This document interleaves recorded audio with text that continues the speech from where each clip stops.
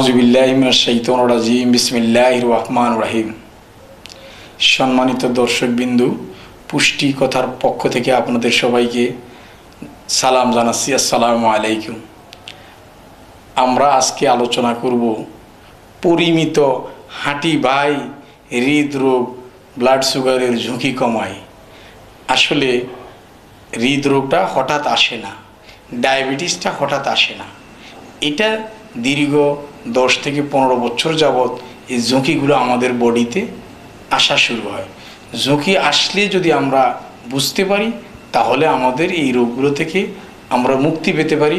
আর ঝুঁকিটা that means risk ফ্যাক্টরটা পরিবর্তন করা যায়। আর হৃদরোগের রিস্ক ফ্যাক্টর পরিবর্তন করার জন্য সবথেকে ইজিয়েস্ট সিপিয়েস্ট মেডিসিন হলো ওয়াকিং। এই জন্য বলো walking is the cheapest easiest medicine to reduce modifiable risk factor of cardiovascular system. হাঁটলে আমাদের কী উপকার হবে? পরিমিত যদি আমরা হাঁটি, পরিমিত হাঁটা কতটুকু হাঁটা? পরিমিত হাঁটাটা হলো আপনার একদিনে 40 মিনিট হাঁটবেন। এমনভাবে হাঁটবেন যেন আপনার শরীর থেকে ঘাম বের হয়। এই হাঁটাটাকে বলা হয় পরিমিত হাঁটা। সপ্তাহে কমপক্ষে 5 দিন হাঁটবেন। এটা হলো এই কথাটা আমরা বলছি। আপনি যদি পরিমিত হাঁটেন তাহলে কি হয়?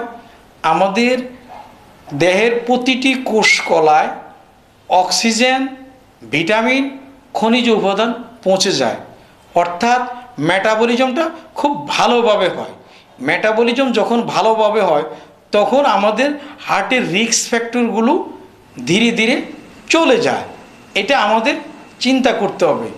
আমরা যদি হাঁটি তাহলে আর কি উপকার হয়?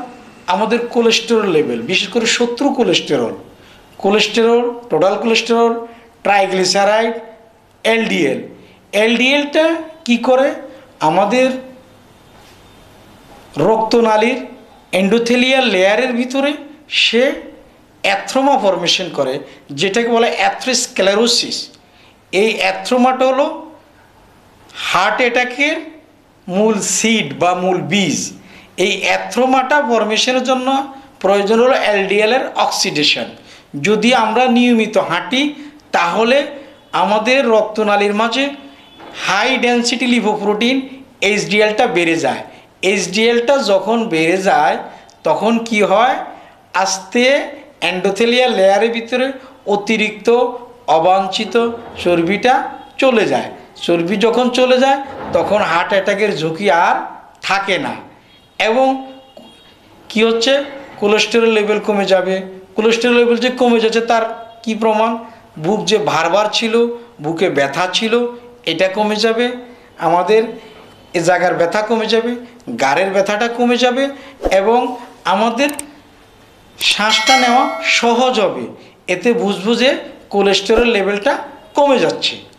আর আমাদের বন্ধু কোলেস্টেরল এইচডিএলটা বেড়ে যাবে, এটা আগেই বলেছি।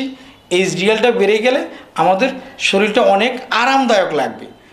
আর আমাদের ফুসফুসের মাঝে অতিরিক্ত যে টক্সিনগুলো জমা থাকে, যখন আমরা হাঁটবো তখন অতিরিক্ত এই টক্সিনগুলো আউট হয়ে যায়। এই অতিরিক্ত টক্সিনগুলো আউট হলে আমাদের ফুসফুসটা ভালো থাকবে, শরীরটা অনেক ভালো লাগবে। আরেকটা হলো নিয়মিত হাঁটলে আর কি উপকার হয়? আমাদের ব্রেনের ভিতরে প্রতিটি যে ছোট ছোট রক্তনালী আছে, বিশেষ করে ইন্টারনাল ক্যারোটিড আর্টারির মাঝে যে caroticotympanic artery, pterygoid artery, cavernosus artery, hypophyseal artery, meningeal artery, ophthalmic artery, anterior cerebral posterior communicating সহ যে ব্রাঞ্চগুলো আছে, প্রত্যেকটি ব্রাঞ্চের মাধ্যমে আমাদের প্রতিটি নিউরনে ব্লাড চলে যায়, অক্সিজেনযুক্ত ব্লাড চলে যায় যদি আমরা হাঁটি। এবং আর কি হয়? আমাদের ব্রেনের ভিতরে ডোপামিন, সেরোটোনিন মাত্রা বেড়ে যায়। ব্রেন থেকে নিঃসৃত রক্তস্রোতে যখন এটা বেড়ে যায় তখন আমাদের মন প্রফুল্ল থাকে, আমাদের কর্ম উদ্দীপনা বেড়ে যায়। আর কি হচ্ছে? আমাদের নিউরনগুলো অ্যাক্টিভ হয়, ব্রেনের হোয়াইট ম্যাটারটা বেড়ে যায়। হোয়াইট ম্যাটার যখন বেড়ে যায় তখন ব্রেনগুলো অ্যাক্টিভ হয়। বিশেষ করে আমাদের উদ্ভাবনী বিশ্লেষণী শক্তি এবং কর্মের দৃঢ়তা, অনড় মনোবল এবং কাজের প্রতি কর্ম উদ্দীপনা বহুগুণে বেড়ে যায় যদি আমরা হাঁটি। এবং চমৎকার ঘুম হয়। আমাদের বাংলাদেশে অনেকে আমরা ঘুমের ট্যাবলেট খেয়ে আমরা ঘুমাই। যদি আমরা নিয়মিত হাঁটার অভ্যাস করি তাহলে একটা সাউন্ড স্লিপ হবে। সাউন্ড স্লিপ হলে আমাদের শরীরটা অনেকটা ভালো থাকবে। হাঁটলে আর কি উপকার হয়, আমাদের যে মাসকুলার পেইন আছে, মাংসপেশির ব্যথা আছে, এই ব্যথাটা ধীরে ধীরে চলে যাবে। জয়েন্টে জয়েন্টে যে ব্যথাগুলো দেখা দেয় এই ব্যথাগুলো থাকবে না।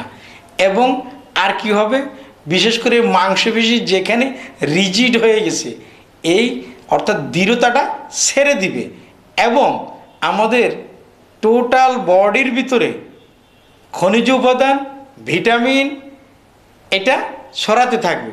এবং লং বোনের ভিতরে, লম্বা যে হাড় আছে হাড়ের ভিতরে ক্যালসিয়াম প্রবেশ করবে। ক্যালসিয়াম প্রবেশ করে আমাদের হাড়কে মজবুত করবে। অর্থাৎ আপনি নিয়মিত হাঁটলে হাড় ক্ষয়ের ঝুঁকি কমে যাবে। আর কি হবে, আপনার যদি হাড় ক্ষয়ের ঝুঁকি কমে যায় তাহলে আপনার কর্মস্ফীরিয়া, কর্ম উদ্দীপনা, কাজের ক্যাপাবিলিটি বহুগুণে বেড়ে যাবে। নিউরনের ক্ষেত্রে একটা পরিবর্তন আসে, সেটা হলো নিউরোজেনেসিস হয়। অর্থাৎ নতুন নতুন কোষ উৎপাদন হয়। নতুন নতুন যখন কোষ উৎপাদন হয় তখন আমাদের ব্রেইনটা অনেক সচল হয় এবং বিশেষ করে মেন্টাল স্ট্রেসটাও কমে যায়। হাঁটলে মেন্টাল স্ট্রেস কমে যায়, মেন্টাল হেলথ এবং ফিজিক্যাল হেলথের ফিটনেস পায়। মেন্টাল হেলথ, ফিজিক্যাল হেলথে যখন ফিটনেস আসে তখন তো আসলে এর উপরে সুস্থতার কিছুই নাই। আমরা হাঁটার উপকারিতা নিয়ে British journal of sports medicine 2013 সালের একটা রিপোর্ট প্রকাশ করে।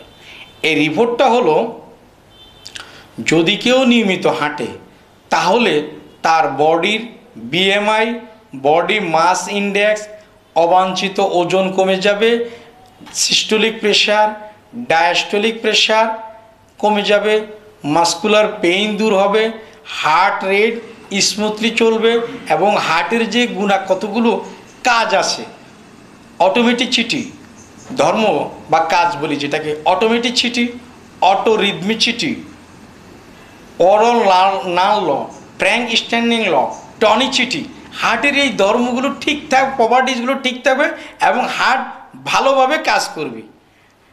আমাদের ক্যান্সারের ঝুঁকিটা কমে যাবে। ক্যান্সার কেন হয়? বিশেষ করে নার্ভ এন্ডিংয়ে এসে অনেক সময় দেখা যায় অক্সিডেশন হয়ে এখানে ক্যান্সার হতে থাকে। সেডেন্টারি লাইফ লিড করার কারণে আমাদের ডায়াবেটিস বা ব্লাড সুগার বহুগুণে বেড়ে যায়।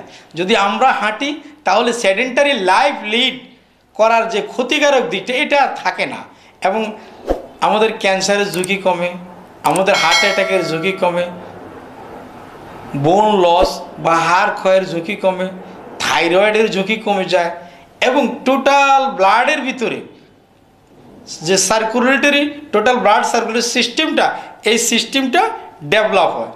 আর কি হচ্ছে, আমাদের বডিতে যদি আমরা হাঁটি, বডির একটা বিশেষ অর্গান প্যানক্রিয়াস, এই প্যানক্রিয়াসের আইলেটস অফ ল্যাঙ্গারহ্যান্সে 3 ধরনের কোষ থাকে, আলফা কোষ, বিটা কোষ, ডেল্টা কোষ। এই আইলেটস অফ ল্যাঙ্গারহ্যান্সের উপরে সেডেন্টারি লাইফ লিড করার জন্য অথবা অতিরিক্ত তেল খাওয়ার জন্য একটা পামিটিক অ্যাসিডের আবরণ পড়ে যায়। আমরা যদি নিয়মিত হাঁটতে থাকি পামিটিক অ্যাসিডের এই আবরণটা নষ্ট হয়ে যায়। নষ্ট হয়ে গেলে কি হচ্ছে, এখানে প্যানক্রিয়াসের বিটা কোষ ইনসুলিন উৎপাদন শুরু করে। শুধু কি তাই, প্যানক্রিয়াসের ইনসুলিন উৎপাদন তো করে, কখনো ইনসুলিন রেজিস্ট্যান্স দেখা দেয়। নিয়মিত হাঁটলে ইনসুলিন রেজিস্ট্যান্সটা থাকে না এবং আমাদের বডির মেমোরাইজিং ক্যাপাসিটি, ব্রেনের, বিশেষ করে ব্রেনের মেমোরাইজিং ক্যাপাসিটি এবং ব্লাড সার্কুলেশন অনেক ভালো হয়। তাতে প্রত্যেকটা মাংসপেশি, কোষকলা, সার্কুলেটরি সিস্টেম এটা ঠিক থাকে, মায়োকার্ডিয়াল ইনফেকশন থাকে না, ইসকেমিক হার্ট ডিজিজ আসতেই পারে না, উচ্চ রক্তচাপ সহ যাবতীয় বডির যে গোলযোগগুলো এগুলো চলে যায়। আরেকটা উপকার আছে, আমরা যদি নিয়মিত হাঁটি তাহলে দেখা যায় আমাদের খাদ্যনালীর পেরিস্টলটিক মুভমেন্টটা বেড়ে যায়। পেরিস্টলটিক মুভমেন্টটা যখন বেড়ে যায় তখন আমাদের বাউলটা ক্লিয়ার হয়, অর্থাৎ কনস্টিপেশন দূর হয়, পায়খানা ক্লিয়ার হয়। পায়খানা যদি ক্লিয়ার হয় সেক্ষেত্রে এটা ব্লাড পিউরিফায়ার হিসাবে কাজ করে, এবং খাদ্যনালীটা যদি ঠিক হয়ে যায় তাহলে পাইলসের ঝুঁকি কমে যাবে, ফিটসুলার ঝুঁকি কমে যাবে, কোলন ক্যান্সারের ঝুঁকি কমে যাবে, আলসারেটিভ কোলাইটিসের ঝুঁকি কমে যাবে, এবং গ্যাস্ট্রিক আলসারের কমে যাবে, এবং আমাদের লিভারের কার্যকারিতাটা বহুগুণ বেড়ে যাবে। কেন? পেরিস্টালটিক মুভমেন্ট হতে থাকবে।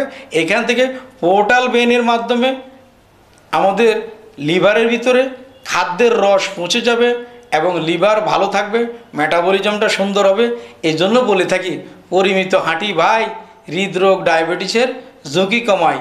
এই কথাগুলো বলে আমার কথা শেষ করছি। আল্লাহ হাফেজ।